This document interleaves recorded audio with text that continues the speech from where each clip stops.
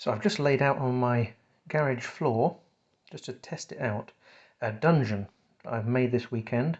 I'll be running a game later today with some young people, a game of Black Hack, and yes, young people between the ages of 7 and early teens, and I'm going to run them through this dungeon for a bit of fun. The adventurers are going to be using these trusty old miniatures from Hero Quest, and I'll be going down this passageway along this winding pathway.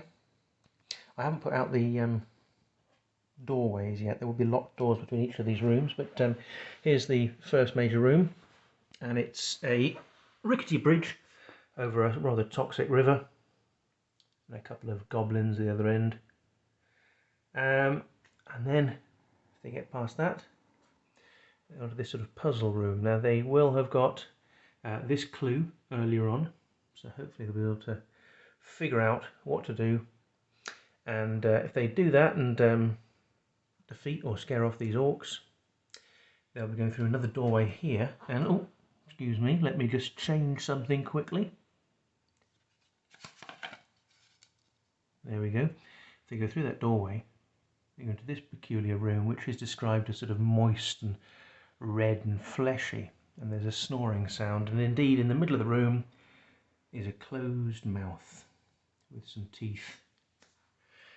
And yeah, they've got to creep across this room, and if a single one of them fails a dexterity check, with disadvantage mind you, which they hopefully will, then the whole thing will flip over, or I'll flip this over anyway. Whoop, there we go. And it'll be an open mouth there with a tongue, and the tongue is essentially the monster that they'll be fighting.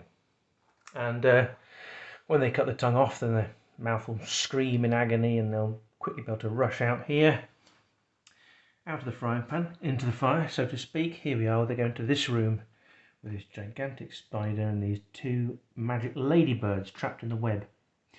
These ladybirds, these giant ladybirds, are one of the objectives of the quest. They've got to rescue them. They are the pets of the Mayor of Clothpile, and it's him who's bankrolled this adventure.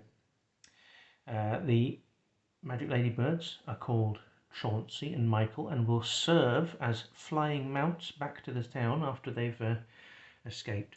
Then they'll have a choice of doorways, 1, 2, 3, 4. They just explore them all. Well, if they explore this one, you'll recognise some furniture from Hero Quest: a desk, a fireplace, a chair.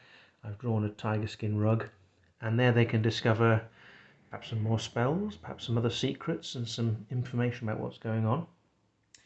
If they go here, sorry, I didn't photograph very well. This is just a piece of silver card, decorated, look like a pile of treasure with some jewels stuck on. Very quick job that. If they go over here, a sarcophagus. Well, no good has ever come from disturbing a sarcophagus. There you go. He's waiting to pop out as needed. I will be laying this out on the kitchen table. We won't be playing the game on my garage floor, I'm happy to say, but I'm keeping it a secret until later. Anyway, so here it is. And then this is really the boss room, I suppose. This is a skull-shaped lair. There he is.